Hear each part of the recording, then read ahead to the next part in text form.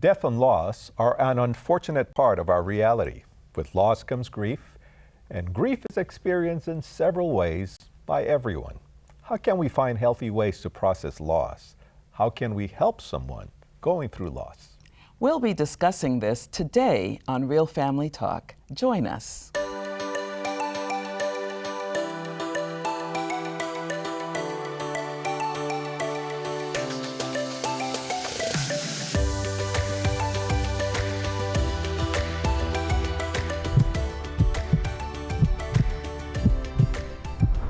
Welcome to Real Family Talk. On today's episode, we're talking with Dr. Frank Hazel, an Associate Director of the Biblical Research Institute, as he shares his personal story of loss and widowhood.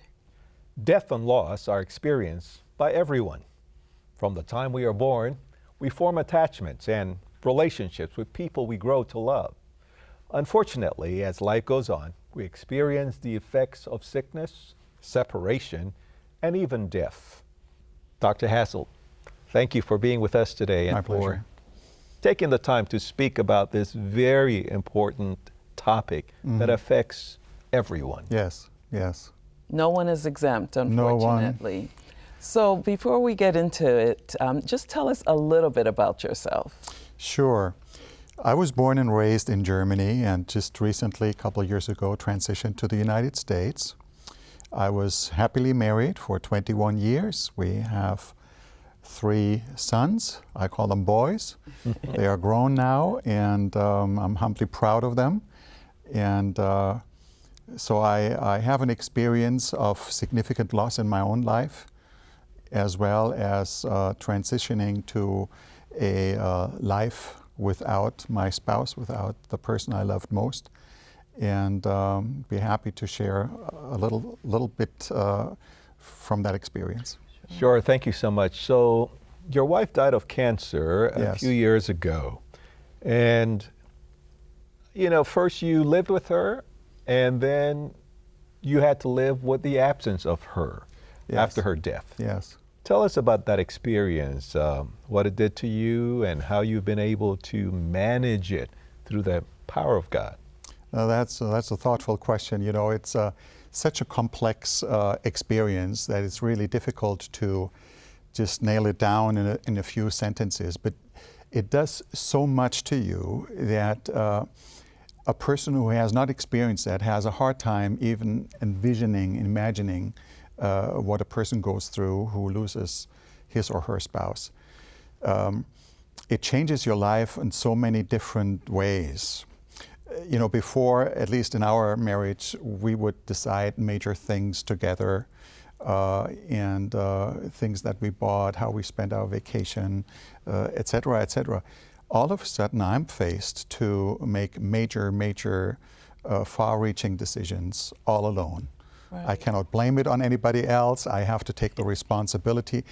But even more important, I cannot get the advice, the insight, the perspective of another person that helps put things into a clearer perspective for me. So that's a huge change that I had to adjust to and to learn to deal with. And I had to learn many new things that I was not used to. I imagine even as a parent of 3 boys. Even as a parent, and even such mundane things as cooking, doing the chores at home, you know, ironing the laundry, and doing all kinds of things. All of a sudden you are faced to do things alone that in the past you had either shared or the other person was more in charge of things. And so you had to adapt and find ways to find a new rhythm in life. Yeah. You know, what I'm hearing you say is that basically at one point you're a married man and you're enjoying all the privileges of married life, and then on the next side you're a widower. Yes. And there's a new reality, not only of things you have to do, but of identity. Absolutely. And what that does to you as an individual. Yes, absolutely. And that is something that many people are not aware of. But I felt it immediately, you know. It is very interesting in society and even in law and in society at large, there is a clear distinction between a person who is a bachelor, who is not married, and once you get married, you are in a different social category. Yes. You don't belong to those who are not married. You belong now to the category married people. And I was not aware of that, but a friend of mine several months later raised that awareness with me, and it helped me to understand some of the dynamics. Because once your spouse dies, you immediately move into a different social category. Yes. You are no longer married, you are now a widower. You know, there is no other death that makes that change. You know, if your child dies, you're still a parent, you're still the person. But if your spouse dies, you're no longer married, you are a widower. You're in a different social category. And you feel that. You know, I was invited with friends, good friends, you know, and they had all their spouses with them. And it was nice that they invited me, but I felt out of place, as if I do not belong to them anymore.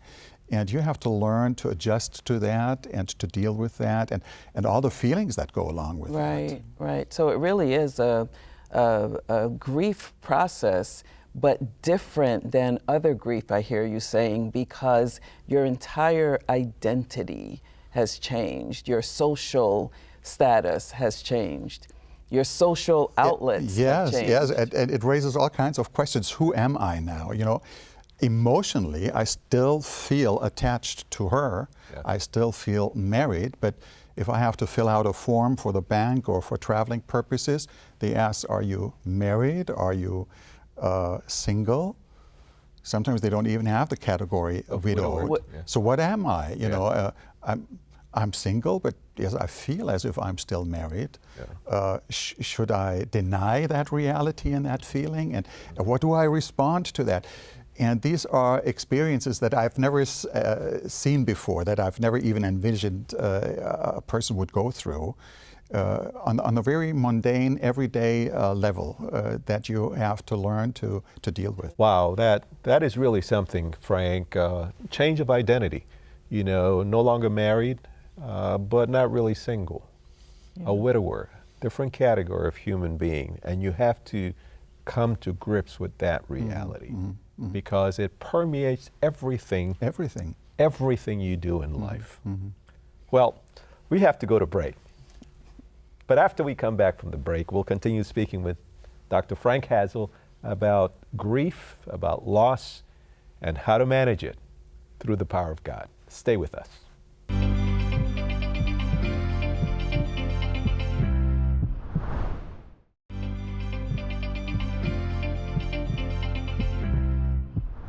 On today's edition of Real Family Talk, we're talking with Dr. Frank Hazel about loss, death, and grieving as he shares his personal journey with us about losing his wife to cancer. Thank you for staying with us. So, Frank, before the break, you were telling us about your story. You know, can you share with us your wife's name? Yeah, she has a German name. Mm-hmm. Her name is pronounced Ulrike. It's difficult for English-speaking persons, but it's a common name in Germany. Yeah, I just wanted to honor her. Thank you. You know, we're saying wife and wanted to share that. Appreciate so you've that. recently written a book called Love Is, and it's just such a powerful title. And it's about grief and grace and gratitude. And it's your personal story that you've shared. Yes. Tell us why you decided to write this book. You know, I wanted to write this book for a long time. Actually, it's in the making several years now, more than 12 years. And after her death, I started journaling and I started writing because it helped me to process things in a different way and to really understand a little bit better what is going on with me and through that whole experience of loss. And out of that experience, this book came out, and it's available now, and I'm really excited about it. In one way, it tells my story of significant loss, losing my wife to cancer, and every loss is individual and different, but that there are some commonalities, and I address some of these because many people go through that experience and they think they're the only ones who experience that feeling. And I just want to encourage them that they say, you are not alone. And what you experience is something that many people go through. And just to understand some of these dynamics can help process things different, look at the same things with different eyes and see, yes, I'm not alone. Others have gone through the same thing or similar things. And so this is what I share. And in the book, I deal with a number of different things that have been helpful to me and have helped me to understand what a person goes through. But it's not just for people who have lost a person they love. It's also for people who want to relate to people who have lost a loved one. That's important. So in your book, you speak about the lost art of lament. Yes. Why is lament important in the grief process? You know, I think it is very important, and it is something that we have to rediscover, really. We are a society that has lost the ability to talk about death. Yes. We kind of blend it out and do not want to talk about it much. And sanitize it. Yeah, we sanitize it, and we want to stay forever young, you know, and all that. But lament really is the art, and it's a biblical practice. It is. I mean, more than 1/3 of the Psalms are Psalms of lament. Yeah. There's an entire book in the Bible called Lamentations, Yeah. exactly. So it's not something unbiblical. And the biblical writers have understood that art of expressing their lament. What is lament? Lament is basically that you talk to God and you express that the things that you experience in your life, in this world, are not fair. Yes. This should not have happened. You know, if a parent loses a child, even in this sinful world, a child should not die before their parents die. And sometimes things happen like that. And in lament, you express your feelings of sorrow, your feelings of even anger. Yes. Your feelings of not understanding why things happen. And if we are not able to express that in lament, I think we lose out on something. And this whole grieving process is more internalized, and it's suppressed, and it finds its way into the open in uncontrolled ways. Yeah. So you said something very important when you said about what lament is, that it's where you talk to God and you express that this was not fair. You know, you're angry. How can we change, though, how many Christians feel that they're not supposed to lament? Yes. You know, that they are being unfaithful. We want to be grateful, thankful, praising God and all that. And this is something that I've seen across different age groups and people. And cultures. And I think it's good to praise God, it's good to be thankful, and I have a whole section on gratitude in the book that has helped me tremendously. But this is not in opposition to being lament. When you lament, you're not just complaining. You know, complaining is you're negative, negative, negative, and it sucks you down and it just destroys any positive feeling. Lament you can only do, if you think about it, if you believe in the goodness of God, and if you trust that ultimately God has an answer to something that you don't have.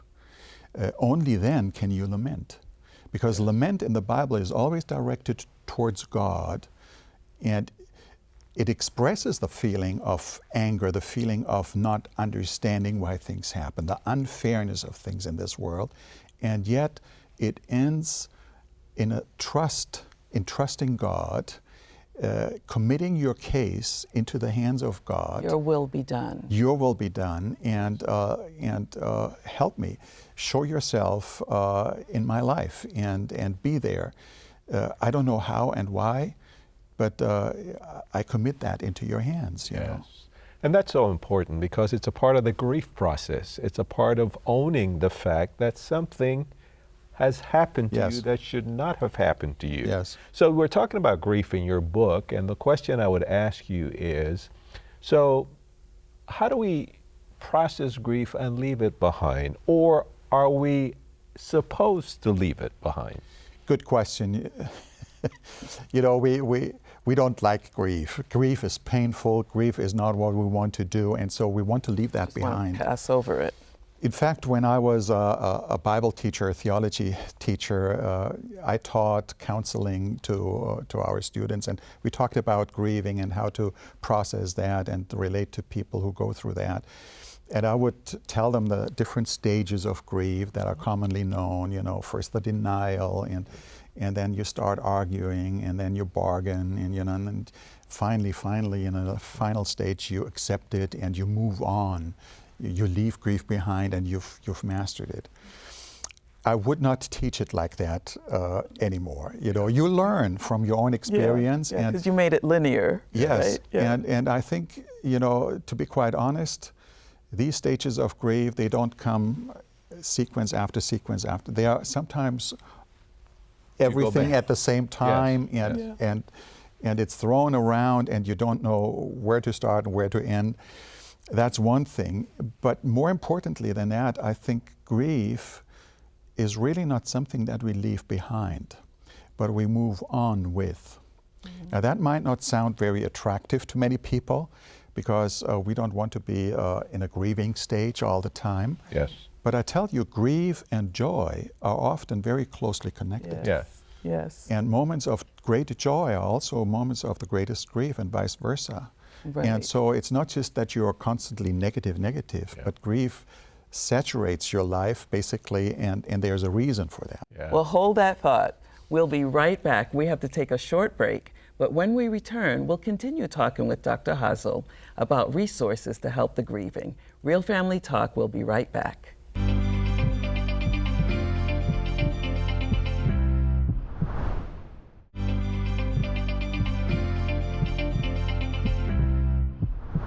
Welcome back. We've been talking with Dr. Frank Hazel, an Associate Director of the Biblical Research Institute, about his experience with loss and why death is such a difficult topic to deal with.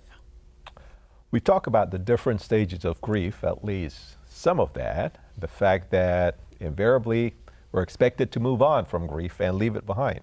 Of course, we know that is not always something we can do, especially as we hold on to memories of someone we love dearly and loss. To be sure, our grief is often an expression of our love for that person. So, Frank, right before the break, you were saying about holding the tension of grief and joy. Tell us more about that, because I think that people don't fully grasp how that can be done. Yes. You know, sometimes you experience a really joyful situation where you see maybe your grandchild play and you're touched by that. And the moment you see that, you realize, my wife is never able to experience that same joy. Yes. And the thing that makes you so joyful at the same time is a painful experience as well. Mm-hmm. And sometimes these things are intermixed, you know, and interrelated and closely connected. And I think what you said really is so important. We have to understand that grief is an expression of your love for the person who died. You would not grieve if you had not experienced love for that person. Mm-hmm. You know, 1,000 people can die and you don't feel any grief, mm-hmm. but the person that you love, be that your spouse, your child, your parent, whoever it is, where you have had a love experience, that changes the situation. And that is the reason why I believe grief will not go away. Why should it? Yes. You know, if grief is an expression of my love, we would never say, leave love behind. Yes. Right. So if we understand that grieving is really an expression of my love for the person, we understand that it deserves to be expressed. Yes. And at the same time, what I'm hearing you say, that we need to be able to note the difference between grieving and living in grief. Because you can't just get rid of grief. And by that I mean, you can't get rid of the memory of the person that you love that's no longer here. It doesn't mean that you're no longer living a full life, and that you are able to be grateful for life and for the things that you're experiencing. Now I want to follow up a little bit on this issue, because for you it's personal, and we feel that so deeply. But often we are trying to help people who have had loss, who are experiencing grief, but we don't know what to say. Most people don't know what to say, and invariably they try to say stuff and they say the wrong thing. What can people do who are trying to help people who have experienced loss and are grieving? Yes, good question. You know, perhaps even more important than what they say. We always want to give an answer, especially men, I think, want to give an answer and then think this is done now and this is solved. But rather than providing an answer, more important than that is that the grieving person sees that you are present. You are there. They are not alone. And sometimes it doesn't take words. It just takes a silent presence in the life of that person, a little attentiveness, you know, little gestures of kindness, little things that will brighten the day for the person.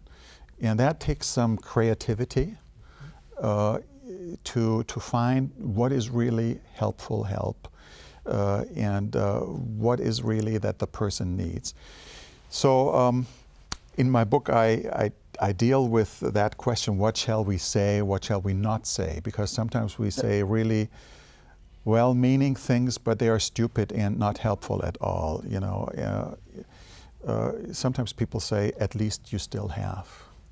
Or they say, there's a reason for that, you know, and maybe you had to learn to be more compassionate now. And yes, while I might have learned to be more compassionate, I think God could have taught me that in many other ways. And yes, I still do have my sons, and yet life is not easier because of that, and it poses new challenges. And so there are some things that we easily say that are not so helpful. But one that I think is, sorry to interrupt you, but I want this to be said. One that I think people often say is, well, you're still young, you can find someone else. Absolutely, yes. And not to mention the fact that this whole issue of grief, people think, well, you know, just get over it. You know, I mean, after all, you believe in God.